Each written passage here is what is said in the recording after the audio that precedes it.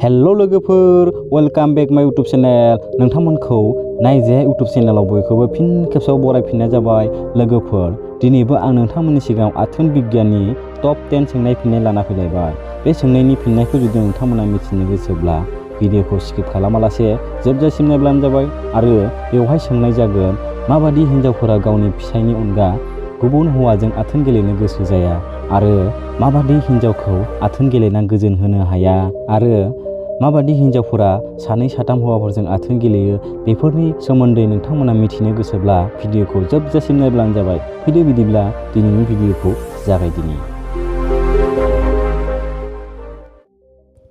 कुइसन number 1 आव दं गोजोन नखर दानो थाखाय बिसि फिसायनो मानि गोनांथि जायो?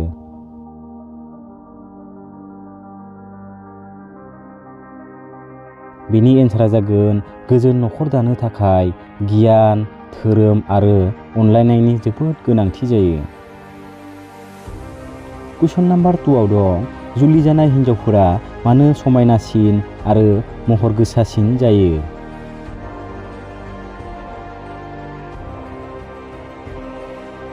बेनि एन्सारा जागोन गोजोननाया समायनाथिखौ बांहोयो। आथोन गेलेना गोजोननाया हिन्जाव माहारिनि थाखाय जोबोद गोनां। गोजोनोब्ला सोर बिथिङाव जेबो टेनसन फैयैनि जाहोनाव समायनाया बांसिनो। कुइसन नाम्बार 3 आव हौवाफोरनि बयनिबो गोसोखौ बोनो हानाय हिन्जावफोरा मा जातनि?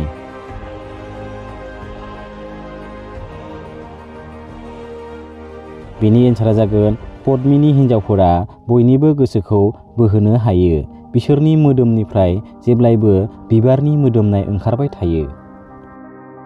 कुइसन नाम्बार 4 आव दं माबादि हिन्जावफोरा गावनि फिसायनि अनगा गुबुन हौवाजों आथोन गेलेनो गोसो जाया?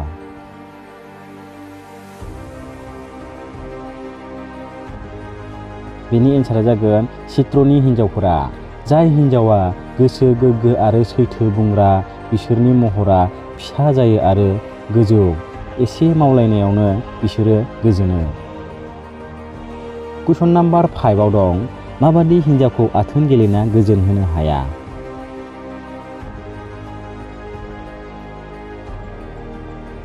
बिनि एन्सारा जागोन खांखिनि हिन्जावफोरखौ आथोन गेलेनायाव गोजोन होनो हाया।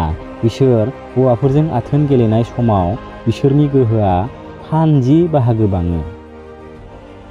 कुइसन नाम्बार 6 आव दं माबादि हिन्जावफोरा सानै साथाम हौवाफोरजों आथोन गेलेयो?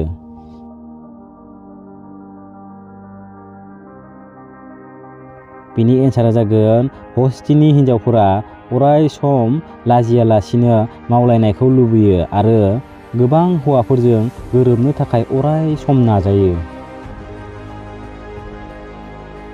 कुइसन नाम्बार 7 आव दं हिन्जावफोरा हौवाफोरनि आथोननि लादिखौ जायोब्ला गोरबोआव गथ' थायो नामा? लोगोफोर बे कुइसनखौ गोबाङानो कमेन्ट बक्सआव सोंलु खालामनायखाय आं बे कुइसनखौ होनाय जाबाय। लोगोफोर बिनि एन्सारा जागोन हौवाफोरनि लादिखौ खुगाजों जायोब्ला गोरबोआव गथ' थाया। मानोना गथ' थानोब्ला आथोनजों सोहरब्लासो फिसाख'आ हाबनानै उदैयाव गथ' थायो। लोगोफोर कुइसन नाम्बार 8 आव दं हिन्जावफोरा हौवाफोरनि आथोनखौ जायोब्ला मा जायो?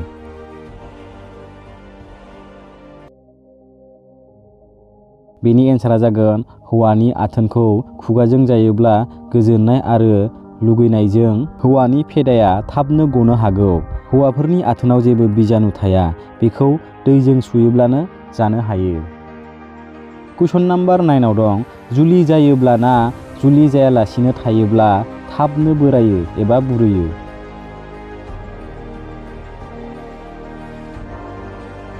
बेनि एन्सारा जागोन जुलि जायालासिनो थायोब्ला गोबां टेनसन आरो सानब्रेनायजों देहाया थाबनो बोरायो एबा बुरैयो। कुइसन नाम्बार 10 आव दं हाजार बार आथोन गेलेनानैबो उदैयाव गथ' थायाखैब्ला मा खालामनो नांगौ?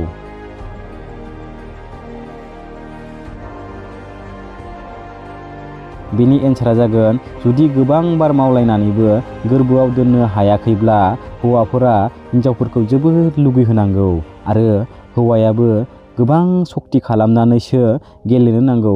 आथोन गेलेनाय समाव गोसोआव लानांगोन दि हिन्जावखौ खांग्रांनाय पजिशनाव उन्दुहोनानै खालामनो नांगौ।